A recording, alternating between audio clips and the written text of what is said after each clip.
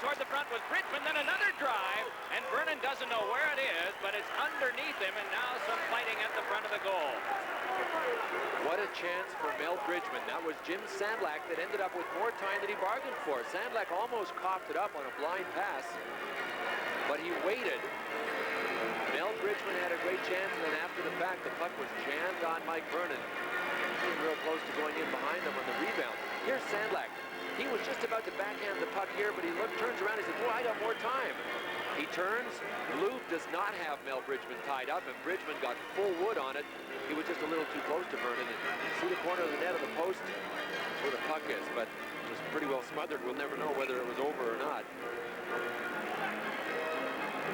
The last time someone other than Mike Vernon started a playoff game for the Flames, round 1, game 1, 1987, Reggie Lemelin against Winnipeg. And that was a series that the Flames lost to the Jets. Off the face-off, puck scooped up by Mullen. Banks it along, and turning to take it is Colin Patterson. Flipped it by Butcher, and it is controlled by Reinhardt. If you're just joining us, we hope you enjoy the game. We have a doubleheader for you tonight. Second game, Edmonton and Los Angeles. Here's Patterson with a shot, and that's sticked away by McLean. Pivoting with this is Bridgman. Turned back along to Reinhardt. Now to Sandlak working up front, along with Steve Bozak and Bridgman. Good hit on Butcher that time by Mullen. McCowan turns it back on to Mullen. Mullen pivoting and laying it back onto the stick of Gilmore, and the Flames just get organized with a pass for Poplinski. Wedged out of the play by Sandlak, and the Canucks are doing their usual good job of checking off the big forward. All the way down on Vernon, this one comes and is sent right back up to Natras, and Natras led one ahead that went under the stick of Otto and down for another icing against Calgary. So with 1:20 gone here in the second period, the puck will be brought back near Vernon as you see Doug Lidster, one of the draft picks of the Vancouver Canucks, and we notice Nieuwendyk at the bench, and he must be all right. He's coming out. He's up and over the boards. Boy, the Flames have sure taken a beating here in the papers the last couple of days. The writers are already calling them chokers. Did you see the cartoon, by the way? No, I didn't get a chance to. I heard about it. Did you get a chance to see it? Brian Burke, one of the hierarchy of the Canucks, showed it to me before the game. It shows the new Battle of Alberta is the caption, and it shows a Calgary Flames player on the golf course, and waiting for him to take his drive is an Edmonton Oilers player. Puck wedged behind, and to get this one is McCrimmon. Little toss on to Roberts. He's stepped into by Lidster, and Skriko pops one just beyond the reach of Rich Sutter, who took a high stick, and he is hurt. Will it be 2 or will it be 5? We'll get the answer in just a moment. 18:26 to go in the second. 2-1 in favor of the Flames. If you don't like the looks of your car, shoot it with Son of a Gun from STP. Shoot the dash, seats, tires, and roof. Son of a Gun protected. Man, what a difference. The product, the vehicles, the testing grounds, the results. STP oil treatment is the edge. Well, Richie Sutter is all right. He is up and off to the Vancouver Canucks bench, and here's what happened. Right in front of Mike Vernon, you see number 55 of the Flames, Rob Ramage, taking him out. He caught him with a high stick. Bill McCreary made sure that he checked to see if there was any damage done, enough to warrant a major. Not so. Ramage is off 2 minutes for high sticking. Well, the power plays, which have been productive and then stagnant off and on for both teams during the course of this series, more so for Vancouver than Calgary, have been perfect tonight. Both teams are 1 for 1. Puck flipped along to Joel Otto, and he'll clear. Otto working up front along with Colin Patterson, and in back it'll be McCowan and Natras. Now this is interesting. Tanti is way back at the blue line. He was in the zone and now glides out. He's well off of your picture, but he wanted to get some stride going apparently for that dump in by Nordmark. Shouldered to the boards. That time was Greg Adams by Natras. It came back to Adams, then over to Reinhardt. Turns it back across, and here's Linden blasting one. He scores! Trevor Linden with a scorcher. And the Canucks are 2 for 2 on the power play and have tied the game. Oh! Boy, what a time to crank up your special teams, to crank up your power play. We mentioned in the first period that in this round, The Canucks are 5 for 41 on the power play, but that was a screenshot that found 2 5-holes. The first one was Natras. Natras went out to block it. It went between his legs, and it came out from between Natras' legs, and Mike Vernon didn't even see it. It found its way between his legs, and this 19-year-old rookie who scored 30 during the regular season scores a huge goal here for the Canucks that ties it 2-2. It's going to be seesaw all the way. Canucks have already outshot the Flames in the second period 5-1. Greg Adams gets one of the assists on Linden's third, second on the power play at 2:04. We'll try to get the other assist for you when we get a moment. Bozak and Fleury in a flurry for a moment. I'm pretty sure it'll be Paul Reinhart. Reinhart had the puck at the point, made a real slick play to get it to Linden, but it was all Linden's. Once he got the puck along the boards, he turned and started to drive for the slot, and he accelerated while he turned. Nobody got to him quick enough. Steve Bozak, the ex-Flame, came here from St. Louis in the trade that brought Doug Gilmour here, but Cliff Fletcher called him and said, welcome back to the Flames organization, but stay tuned. An hour later, he called and said, no, we're sending you to the Vancouver Canucks, so he never even touched down here in Calgary after this summer's trade. McClellan moving it back out in the 3-on-3, just pops one into the mitt of McLean. McLean steering it off for the turning Jim Sandlak. Sandlak, a first-round pick of the Canucks. Taps one further for Bozak, but this is cut off by Fleury and bounced wide. First one to get this will be McClellan. Looks for a pass. McClellan rolls one off Lidster, and it's whipped away by McLean. Back it comes for McInnes, who bounces one off. Pivoting with this is Tim Hunter. Hunter watched by Lidster and checked off. McClellan in to get it. Taken to the boards and glass by Harold Snaps. It's dealt back off for Bridgman, but Fleury in the way went down. Puck came back to Snaps, and then he's hit hard by McClellan. Good hitting in this game. It's tied 2-2. Early in the second as on comes Bozak for a drive, and that just casually shrugged away by Vernon. Here is Natras. A pass that went by. Colin Patterson and down. First one to it is Reinhart. There'll be an icing call. With the score, the Flames 2, the Canucks 2. Let's pause for a moment.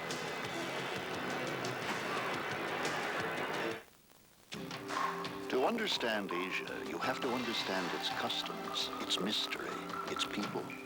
You have to know what makes a good impression and what offends. For over 40 years, we've been learning about Asia. So in addition to our convenient schedules, we can give you something no other U.S. airline can. The knowledge that comes after 40 years of helping people do business in Asia. Harold Snaps is playing with a pull muscle in his back. Fleury takes him out there. That's near center ice, but boy, Brian McClellan hit him a lot harder than that with a lot more power than little 165-pound negative. Well, anywhere between 155 and 170, depending on who you listen to. Here's Butcher moving along. Puck chopped from him by Roberts. That is curious. What is Theron Fleury saying he is now in terms of size? 6'1". And 212. You right? bet. Here's Nieuwendyk. A shot and a good pad save made by McLean. Turning with this is Roberts, rolled one off, and McLean got out to bump into Nieuwendyk a little. Puck flipped back over for Nieuwendyk, but gathered in by Bradley. He's run into by Roberts. Flames are trying to pick up the physical game, but the Canucks have to be caught before they can be hit. This one dropped in deep. Fans wanted an icing. It would have been one of the rare ones tonight against Vancouver. Up ice now, Roberts moving along with Lube, and the drop is to Hoken. Lube blast, and that one went wide. Rebound. Roberts tried to center, but it was off the leg of Nordmark. Reinhart steers it back up ice for Bradley. Able to turn away from Lube, and now eyed up by Jamie McCowan. Shift change on for the Canucks, and McCowan takes over. Given a good solid shoulder by the much smaller Stan Smythe. And a drive goes around the roulette wheel toward Lidster. What a hit on him by Lanny McDonald. McDonald outlets back onto Poplinski. Watched by Nordmark. Drops it to McCowan. Cruises in, and the shot went wide. Here comes Doug Smith. He's got a man up the wing, G.C. Adams, and spins one to him that's off his backhand. No matter. Offside, then an extra little bump by McCowan. Lanny McDonald still maintains he can play in all phases of the game, and that last hit that he laid on the Canuck along the boards. Doug Lidster, number 3, was pinching in. This is only Lanny's second appearance in this series. Right. But Mark Hunter broke his hand in Game 6 in Vancouver 2 nights ago. Actually ran right into Joel Otto. So with Hunter out of the lineup, Lanny McDonald comes in. Yuri Hrdina is not in the lineup tonight. Neither is Sergei Priakin. Tough to put these people into key situations in the playoffs, especially Priakin. He's just trying to figure out where he is and what he's doing, never mind the playoffs. That Lanny McDonald mustache inspired by Sparky Lyle, and a lot of bubblegum blowing youth across Canada are now saying, who's Sparky Lyle? Puck flipped along, and that one went off Smythe, right back toward G.C. Adams. Rolled up along the boards by McCrimmon. Turning with this is Mullen, and Mullen leads back out with McInnes alongside. Mullen trying to turn, just taken right down by Nordmark, and again the Canucks being very strong along the boards. Puck dumped off for Lidster. Lidster for the Vancouver defense, able to guide one ahead to the turning stick of Smythe. Smythe moving along with Smeal. Smythe shoveled one while not looking right in on goal. Vernon the save, McCrimmon the toss, and it's outletted by Patterson along now to Gilmore.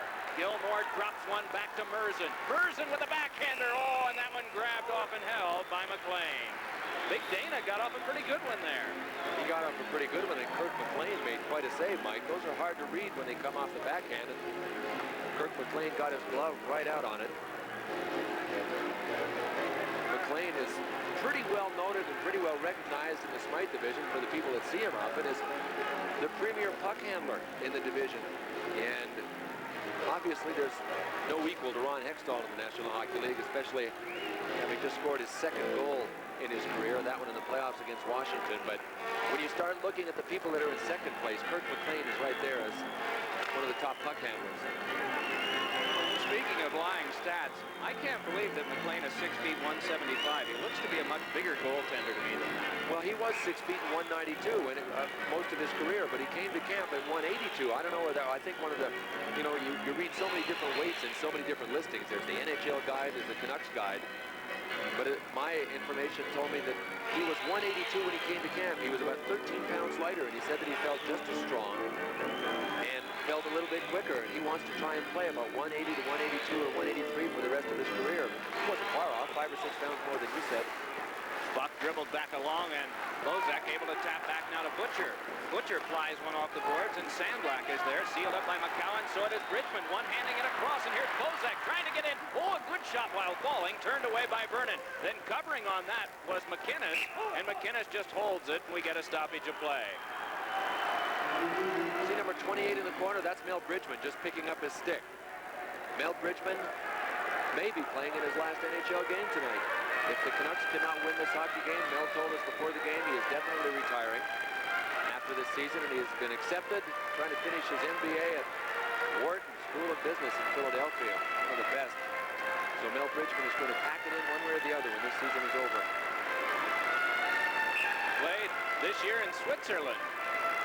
He's a checking sort of guy, and it's more of a wide-open game out there. He was funny. He said, gee, it took me 2 months to get the weaves and all the crisscrosses down. He said, it wasn't really my style. And he said, then they wanted me to carry the puck doing all of those weaves and crisscrosses.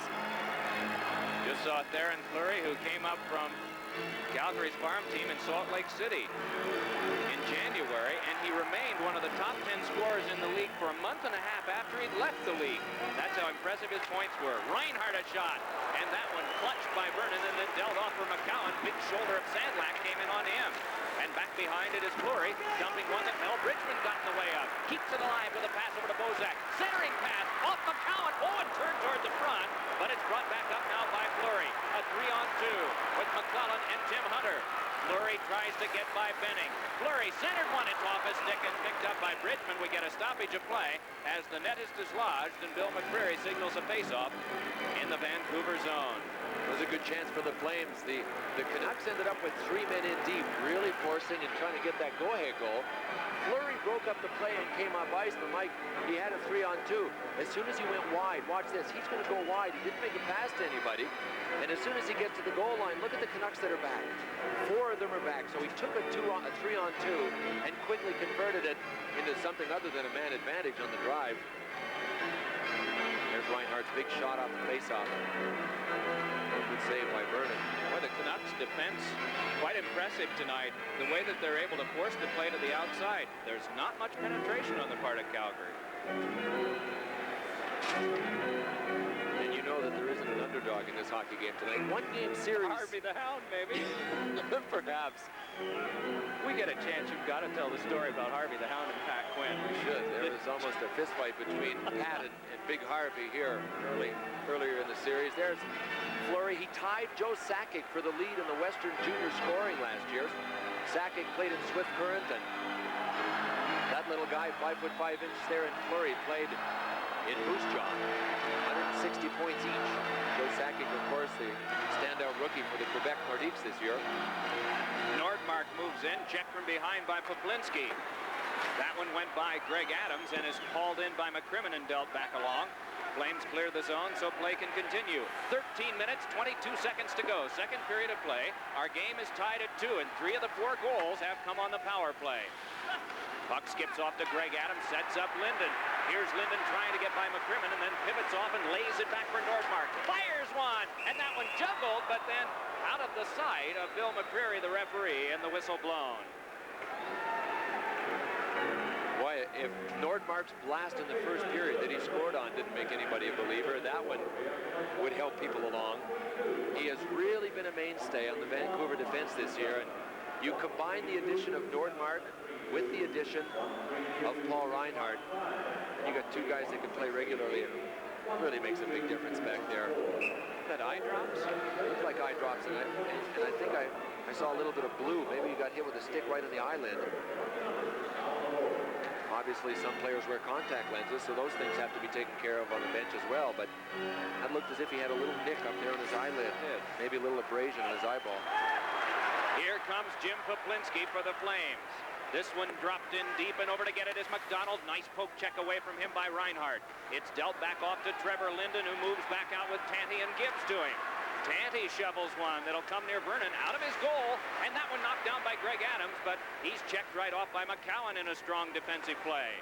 Lanny McDonald with a pass off the skate of Otto, tried to work it back again and was boomed to the boards by Linden. Puck comes across to Butcher, and he floated one ahead to Tanti. Now Otto tripped up Linden, who looked back toward the referee. With this is Al McInnes. McInnes with a pass that went by Otto and down the ice. They race over for it, and does Butcher get there first? He does, and icing is called. 12 minutes, 20 seconds to go in the second period of play with the score. The Canucks 2 and the Flames 2. Let's pause for a regional break. You're watching the Stanley Cup playoffs on Sports Channel. At Home Team Sports, we'd like to thank you for 5 wonderful years and celebrate with this special moment. Well, Sylvester and I are back outside here getting ready for the big event, Puissance. And that is the big walls, they call it. It's really dramatic, and it's one of the biggest events here, isn't it, Sylvester? Yeah, a big crowd pleaser. It's something you'd probably love to do, wouldn't you? Well, actually, no, obviously, TV is my future. TV. Well, if you really feel that way. A lot of people love it, us included, so let's go to the action right now. Don't this guy get ready for the Olympics. Shots are 18 apiece. The game is 2-2. The series is 3-3. This is the last game. Puck swept ahead, and that one went off of Bradley. Bradley bear hugged by Roberts. Little toss flag down by Merzen and steered back out. Sutter trying to jab it ahead, but Merzen is in the way. Pass cut off by Håkan Loob. Moves back now with Nieuwendyk. And it is McLean around to scoop it further for Rich Sutter. Rich Sutter given a little shove and a punch by Roberts. Puck floated through Roberts and back over to Merzen. Stiffly off the boards for Nieuwendyk. Canceled out by Benning, and a good sweep out by Benning, and then Nieuwendyk lands right on top of him. And watching all of this is Bill McCreary as you watch the play at center ice. It is Roberts dropping it back in deep. Lidster goes back to get it along with the helmetless Benning. They are the defense combination. It is Skriko up front on the left side with Bradley at center and Rich Sutter on the right. That's the alignment for the Canucks. The Flames are in the midst of a change. Sutter's pass comes back over to Skriko.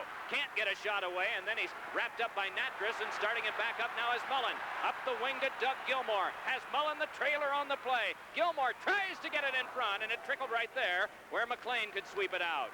Smythe connects with Skriko, and Skriko puts it into the backhand catching glove of Vernon. Shoveled off to McCrimmon. Bounces one that came right to Reinhardt. Here's Reinhardt trying to get a shot away, and he's belted by Merzen and goes hard to the boards. Back up comes Mullen, hands to Gilmore, then to Mullen, a shot, oh, and it went just wide of the glove hand and of the right post. With this is Smythe, big shot, hit the post, and it's scooped up by McCowan and went right through Vernon and cranked off the iron. Do you like this? Man, oh man, 2-2 midway in the second period. It is Lidster scooping one back in again. Close calls at either end in the last 30 seconds of play. Now it's Mullen with one that is tipped further. Nordmark just taps it calmly off the boards, and it is McCowan rolling it back in. McLean sets it up for Nordmark.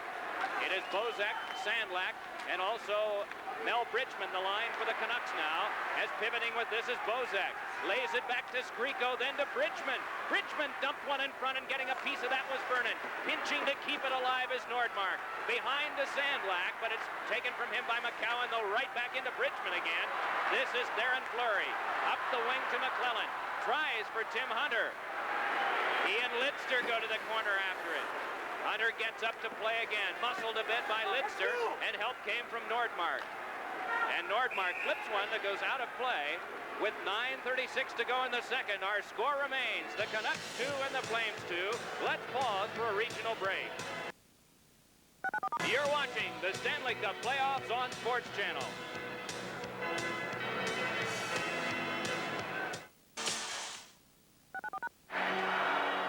You know, the Canucks have had no problem at all in this period, and for most of this game in moving the puck out of their zone. They haven't been forechecked very hard by the Flames at all. And the Flames have had their chances on the rush, not on turnovers. I can't remember one forced turnover that the Flames have created in this game. That one flexed away by McLean. Butcher goes back to play. He wedges along with Poplinski, who gets some help from Lanny McDonald. That one went by Otto, though, and around it comes to Greg Adams. Greg Adams run into by Poplinski. Both of these teams are playing the body hard here, and that we understand has been characteristic of this series too. It is Butcher.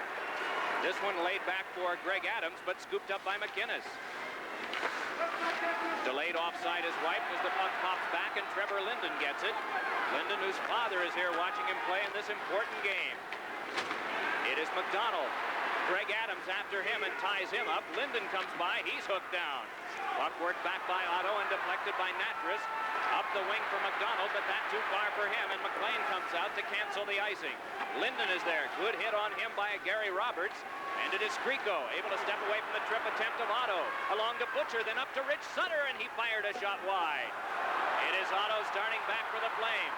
Watched by Lidster in the pass across to Roberts. Tries to get away from Bradley and can't. Otto tried to follow up, but Lidster right in the way. And here's a pass for Rich Sutter. Trying to get away from McCowan. Help came from Bradley, and then McCowan took him to the boards. Rich Sutter trying to worm his way to the front. Chase behind. Trying to stuff her. And that one denied by McCrimmon. What action here as Skriko walks out in front. Skriko controlling a shot. Blocked off by Vernon. Centering pass. Oh, and that one went off the skate of Bradley. And oh man, it is popped in the air by Roberts and comes all the way back.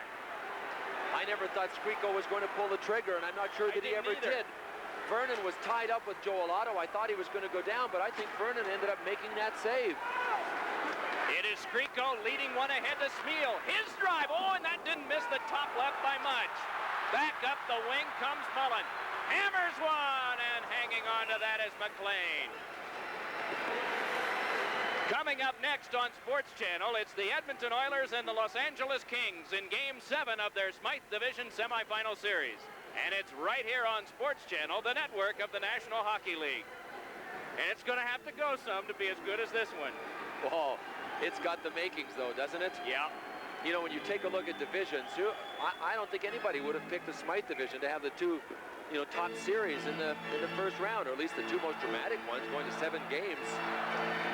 Here's Skriko. Look at Vernon. He keeps going over and over, and finally Joel Otto takes him out. I don't know if that hit Otto or Vernon, but it doesn't matter to the Flames. Boy, the Canucks have just ripped this one away from the Flames in the second period. To me, it's been all Canucks. The Flames haven't been able to have any contained pressure in the Canucks zone. Here again, they're the Canucks out of their zone. Little pass Canucks ahead, cut off by Reinhart. Wanted to float one on the wing, but back up now comes Mullen. Big drive and a stick save made by McLean. Drilled back off by G.C. Adams. McInnes a drive, deflected, and it trickled just wide. Now it's Mullen back to the point, and Merson a shot, deflected in front. Smythe able to force it away. And it is dumped back out by Smythe in stride to Garth Butcher. Butcher watched by McInnes. Tapped one off him that goes back deep, and the Canucks took a little bit of the heat off of their own end where there was some pressure for the last 30 seconds. Colin Patterson drops it back. Shift change on. Fleury's line comes out to work with McCrimmon and McCowan on the defense as you watch the Canucks bang it out again. G.C. Adams' pass is too far for Sandlak. Drilled right back off by McCowan. Off the stick of G.C. Adams, and McClellan tries to get away. That denied. And then a good hit by Tim Hunter on Smythe. Dropped back on by McCrimmon. Lidster able to reach it. No matter. An offside pass. Stops the clock with 6:24 to go in the second. It's the Flames 2 and the Canucks 2.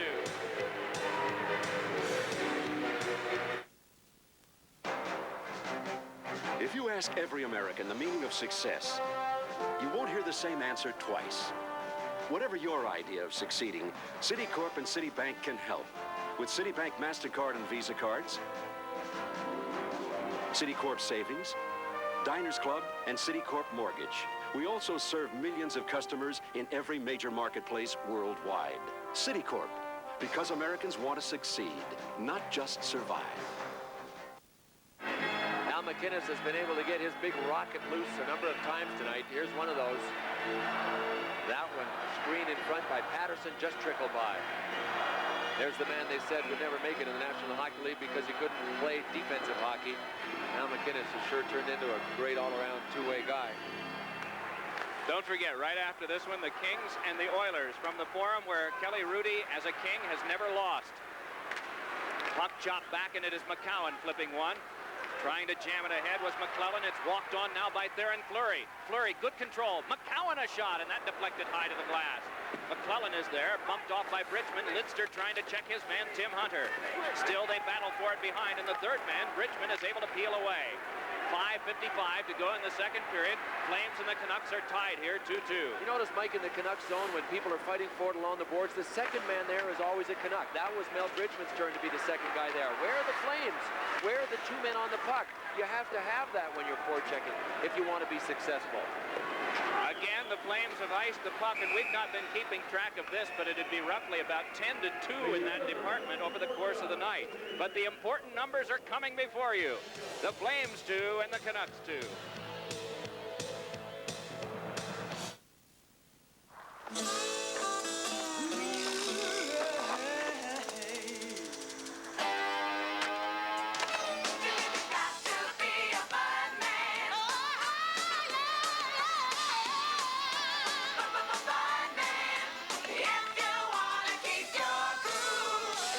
A nice cold bud?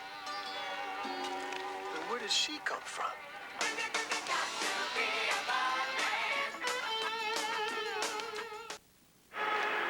Well, Terry Crisp has been able to get his matchup working. He has wanted Joel Otto against Trevor Linden this whole series, but the Canucks haven't announced it to the Flames, but they've wanted that matchup as well, so they haven't really tried to get around it. Bob McCammon hasn't tried to get around the Linden-Otto matchup, and Linden's done a pretty good job tonight. Otto's pass went by Butcher. He goes back for it, chased off by Poplinski and walled. Now along it's tapped by Reinhart and rolled further by Tony Tanti. McInnes goes back to get it for the Flames. Tanti right there to forecheck, stiff pass. Poplinski able to handle, but he dropped one back near Butcher. Along by Tanti and McInnes to get it. Clock bleeds down now to 5 minutes to go in the second period. In this period, the Canucks have gotten 12 shots, while the Flames have had 9. The Canucks with the only goal, a power play goal by Trevor Linden. And the game was tied at 2. Reinhart with a shot, and that one kicked right back out. Both teams have had some good chances, but it seems the better chances in this period have belonged to the team in black, gold, and orange. Pivoting with this is Linden. Linden up the wing, and Skriko taken out of the play by McInnes. There hasn't been that much permitted at the front of the net by the Flames defense either. They've done a good job at taking Vancouver to the outside. Good hit by Nieuwendyk on Lidster, but the pass is collared by Rich Sutter. Sutter banks one ahead. That is dealt back by Skriko. Play will be followed up by Nordmark, and he just taps back to Lidster. Then ahead it comes crisply to Petri Skriko. Drop to the Merzen corner. Rich Sutter goes in with him. Merzen trying to turn away and chased to the corner by Sutter again. This one brushed along to McCrimmon. Steers it quickly to Roberts.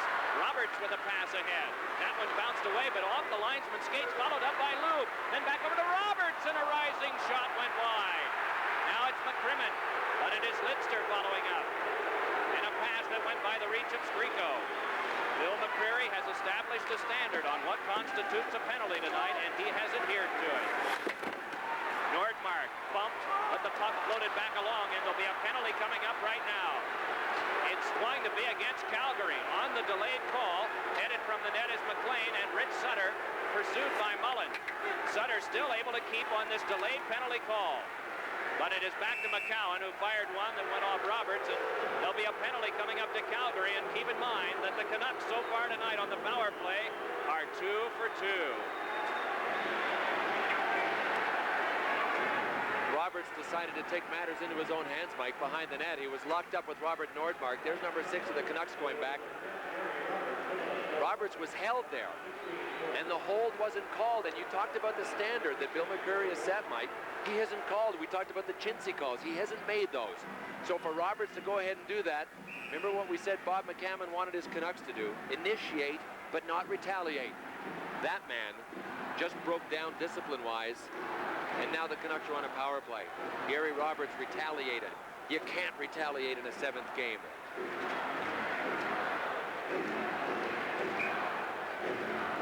Vancouver goes on the power play with Trevor Linden, Tanti on the right, and Greg Adams on the left. It'll be Nordmark, who has a power play goal tonight, working one point, the near side, and the opposite side it will be Reinhardt. Nieuwendyk and Patterson, Merzen and McInnes are the 4 Calgary Flames. With 3 minutes and 12 seconds to go here in the second period. Puck fired all the way down, and Nieuwendyk glides toward it, but it came back out to Linden. Fired it back across, and Tanti is there. Reinhardt connects back over with Nordmark. Nordmark's pass is back checked away by Nieuwendyk. Can't step away, though, from the checking of Reinhardt. A minute and a half on the power play, 2:50 to go in the period. Nieuwendyk and Roberts have the Calgary goals. Nordmark and Linden have the goals for Vancouver. Calgary has had 1-0 and 2-1 leads. Both times it has not taken long for the Canucks to respond. This one hopped off Tanti, skated down by McInnes, but dropped toward Nordmark. And Nordmark fired it back around. Boy, McInnes just chipped that up the boards. He thought Nieuwendyk was going to go for it. Nobody did. Went right back to Nordmark. Then to Greg Adams from Nordmark. Canucks are being very careful here. Puck comes back over to Linden. Side of the net, they try a deflection, and that popped into the glove of Vernon. I'm just wondering if Bob McCammon would be saying at the bench, gee, shoot it more, or does he want them working deliberately? Well, you want to work for a good chance. I mean, Greg Adams had the puck on the near side, and he had one of the Flames right in front of him. And if you keep your body between the shooter and the net, it's really a low percentage shot in a power play to try and shoot through somebody. You should be able to spring somebody loose for at least a shot that doesn't have to go through somebody right in front of you. I still can't believe Trevor Linden just turned 19 in April.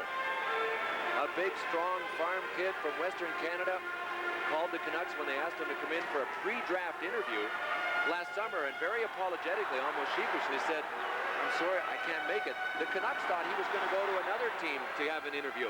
It turned out he was helping his uncle brand cattle on the farm, and when he finally did come, the Canucks said, just what do you do in the branding? Are you the guy that actually holds the branding iron? He said, no, I just sort of flip him over onto the ground and let my uncle stick him with the branding iron. So 6'4", 210 pounds, and he just turned 19.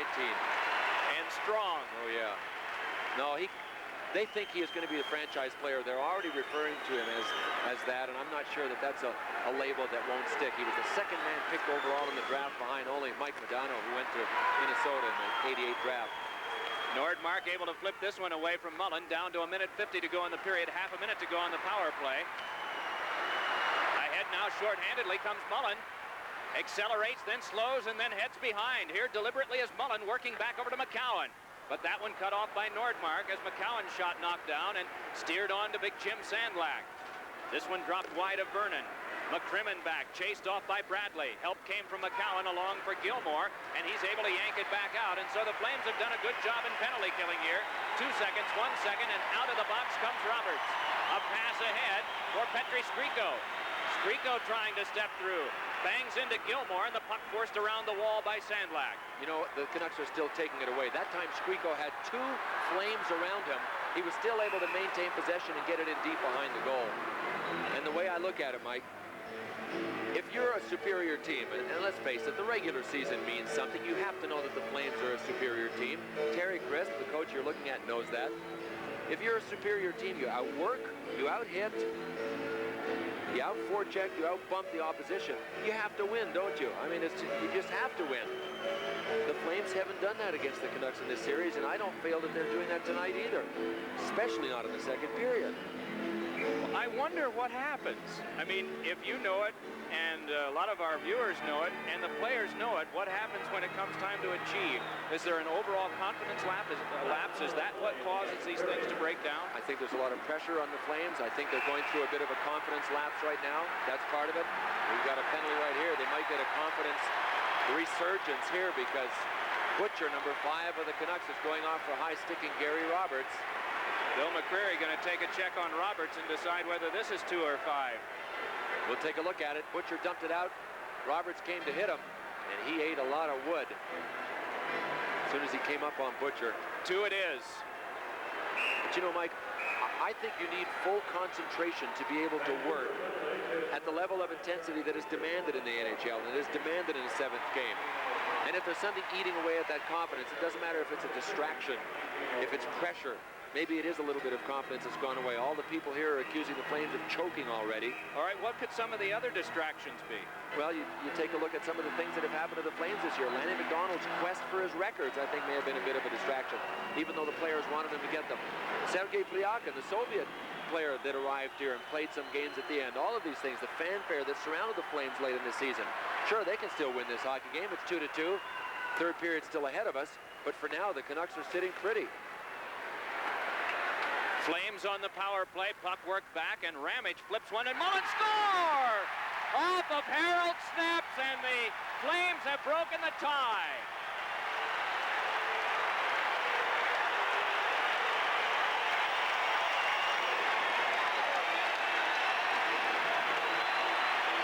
Well, the Flames have 2 bounces going their way tonight.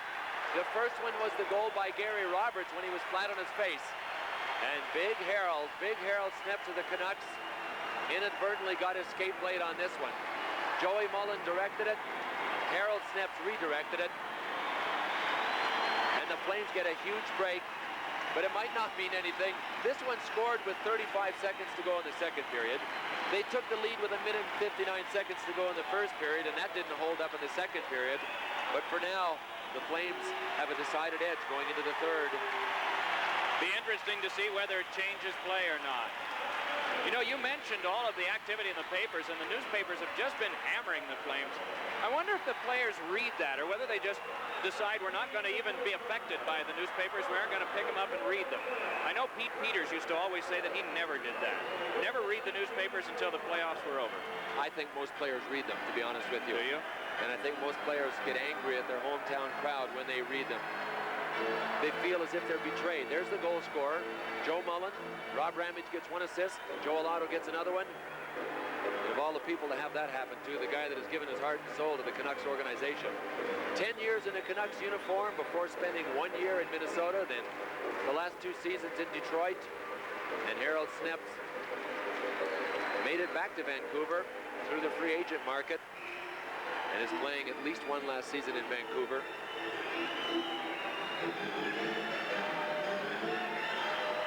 Stick being tended to now. Vernon needs a stick replacement, so a player has to take care of that for him. I know that the Flames feel betrayed by a lot of people and by writers when things like that happen. They're going through a little tough time. And you know what teams are quick to point out is that, you know, the Vancouver Canucks have something to do with this. And it's true, the Vancouver Canucks have pulled together. Richie Sutter has said we believe in ourselves. Everybody pulls on the rope at the same time in our team, and that's the way it's been all year. And when you get a team that starts pulling together and exaggerates the strength of their pull, believes a little more in one another, and gets big goaltending efforts, you play good hockey in the playoffs. So, you know, you can't crucify the Flames. Nope. A lot of the same guys that suffered, and you talked about Harold Snap, Stan Smythe the same way. He's been on a losing team for 10 years, but he said, look, why should I look somewhere else? Vancouver's my town. The Canucks are my team. They've treated me fairly. I'm just going to keep giving it my all. And this year, he's gotten some reward for it. Smythe tried to tuck one in front, and then he goes scampering over to get it. Laid one in front that's cut off by Brad McCrimmon, and McCrimmon starts it back up. Flips one that is snapped out of the air and kept by McLean, and then forced off the boards for Garth Butcher. 5 seconds left to go in the period. Butcher over to Smythe, up the wing for Greg Adams. And the horn sounds to end this second period. In a year in which there have been so many strange bounces, the last crazy bounce of the period results in the tie-breaking goal. Shots on goal in the period for the Flames, 11. For the Vancouver Canucks, 13. The scoring in the period, Linden, his third, second on the power play from Reinhart and Greg Adams at 2:04. Then it was Mullen, his fourth of the playoffs, second on the power play from Ramage and Otto at 19:25. So that's it. At the end of 2 periods, it's the Flames 3 and the Canucks 2. It'll take at least 22 periods to decide a winner in this series. Let's go back to Lee Zeidman and Dennis Potvin.